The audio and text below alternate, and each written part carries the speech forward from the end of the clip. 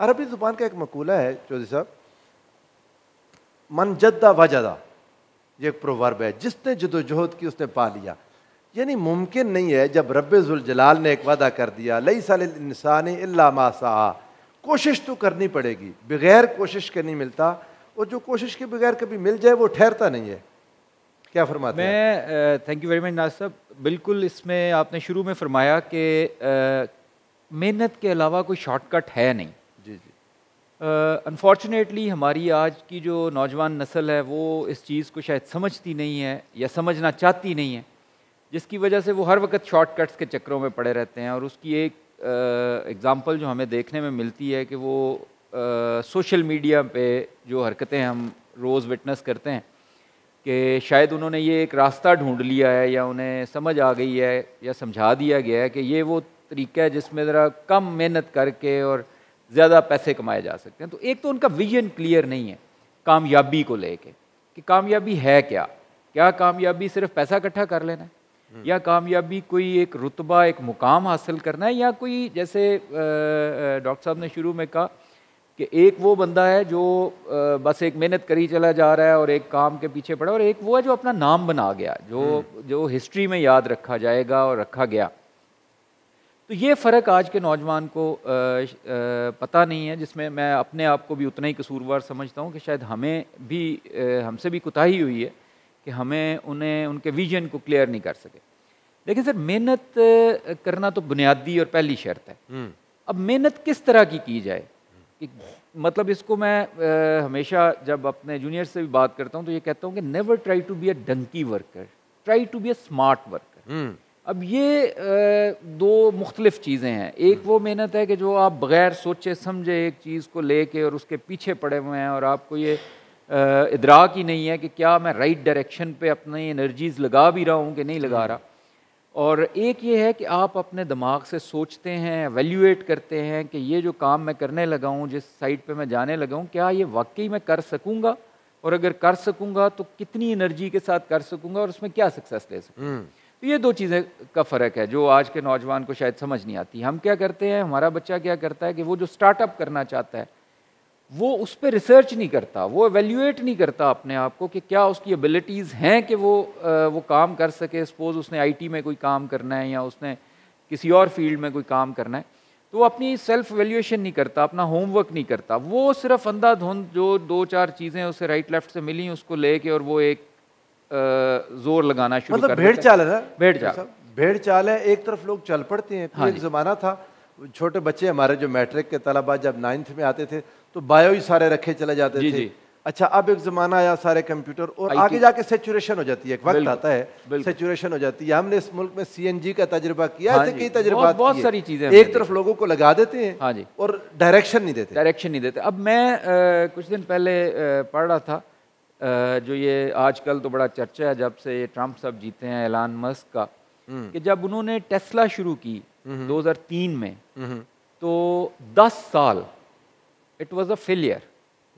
10 साल में कोई उन्होंने एक पेनी प्रॉफिट नहीं लिया। जो पहला प्रॉफिट उस कंपनी से आया वो 2013 में आया। अच्छा, लेकिन उसने जो अपनी वर्किंग की हुई थी, अपने आइडिया के ऊपर जो उसकी ग्रिप थी वो बड़ी तगड़ी थी। उसको ये बड़ा यकीन था कि मेरा idea out of the box है, ये दुनिया में एक दिन नाम बनाएगा ही बनाएगा, सक्सेस लेगा ही लेगा। और फिर दुनिया ने देखा कि उसने किस तरह से सक्सेस ली।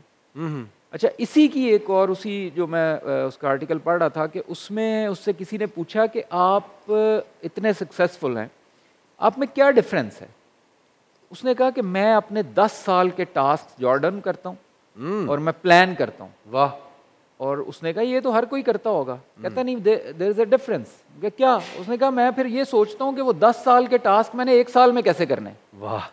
तो कहता है उसमें मुझे नाकामियां भी होती हैं, मेरे फेलियर्स भी होते हैं, लेकिन मैं फिर भी बहुत 100 कदम आगे चला जाता हूँ उन लोगों से जो 10 साल के टास्क 10 साल पे ही पूरा करना चाहते हैं। Very good. तो ये एक डिफरेंस है, एक अप्रोच का डिफरेंस है कि आपने अगर सक्सेस लेनी है, अगर कामयाबी लेनी है, तो मुस्तकिल मिजाजी। और मैं आप तरफ आपसे इजाज़त लेके, डॉक्टर साहब, हुज़ूर सल्लल्लाहु अलैहि वसल्लम की हयात तय्यबा, यकीन जान मैं जब ग़ज़वा खंदक को देखता हूँ, बाज़ औक़ात अल अहज़ाब, हर तरफ से लश्कर आ गए, हर तरफ से दुश्मन आ गए, हर तरफ से हमला हो गया। और हालात क्या है, वबलगतिल कुलूबुल हनाजिर, दिल सीने हलक में आ गए, हलक में आ गए। हुनालिक अब्तुलियल मुमिनून व ज़ुलज़िलू ज़िलज़ालन शदीदा, मोमिनीन को यूं झटके दिए गए और वो कहने लगे हादा माबाद, अल्लाह की मदद कब आएगी, क्या होगा। इस हालात में रसूल रहमत सल्लल्लाहु अलैहि वसल्लम डटे हुए। यानी जिंदगी में मुश्किलात तो आती हैं, आपने क्या करना है, उनके खिलाफ स्टैंड करना है। और आपकी अपनी जिंदगी में भी आपने देखा।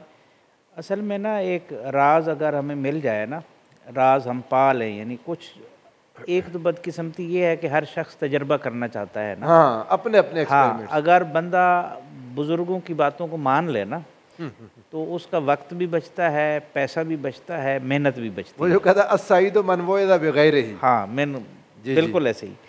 तो इसलिए मैं समझता हूँ ये जो मुश्किलात होती हैं ना, ये अज़मतों का पेश खैमा होती हैं। ठीक है, जो मुश्किलात से नहीं गुजरता वो कभी अजीम नहीं बन सकता। ये तो चलती है तो जो ऊंचा उड़ाने के लिए। देखें ना, जिसने रहमतुल्लिल आलमीन के मनसब पर बैठना है ना, जिन्हें अल्लाह ने बिठाना है, वाह वाह, तो उस रास्ते में फिर ताइफ भी आएगा, फिर शेब अबी तालिब भी आएगा, फिर समाजी बायकाट भी होंगे, फिर जान का खतरा भी होगा, फिर हिजरत भी करनी पड़ेगी, फिर प्यारों को जुदा भी करना पड़ेगा, ये सारा कुछ होगा। लेकिन जिसने कंप्रोमाइज़ करना है, फिर कंप्रोमाइज़ करना है, फिर कंप्रोमाइज़ करना है, वो तो कभी आगे नहीं बढ़ सकता ना, वो तो फिर नसिया मनसिया होकर रह जाएगा। बिल्कुल। कुरान पाक में आप देखें अल्लाह ताला ने कई अल्फाज इस्तेमाल फरमाया। साबिकू का लफ्ज़ है, अस्साबिकून अल-अव्वलून, सबसे बड़ा मनसब है, सबकत ले जाने वाले। तो ये जो इक़दामी सलाहियत होती है, स्टेप लेने की जो सलाहियत है, ये तो जो स्टेप ले लेते हैं फिर वही आगे, जो सोचते रह जाते हैं वो तो फिर रह जाते हैं। इसी तरह फसाओ का लफ्ज़ आया है, इसी तरह फफिर्रू इलल्लाह, साबिकू इला मग़फ़िरतिन मिन रब्बिकुम, ठीक है, साबिकू है, जी, फसाओ है, फफिर्रू है। खुद रिसालत में आप सल्लल्लाहु अलैहि वसल्लम को अल्लाह ताला ने इरशाद फरमाया, जो महबूबे किबरिया हैं, सुभान अल्लाह, उन्हें अल्लाह ने फरमाया फ़इज़ा फ़रग़ता फ़नसब। फरागत तो इस्लाम में है ही नहीं। फ़इज़ा क़ुदियति सलात फ़ंतशिरू फ़िल अर्ज़ वब्तगू मिन फ़ज़लिल्लाह। तो ये तसलसल।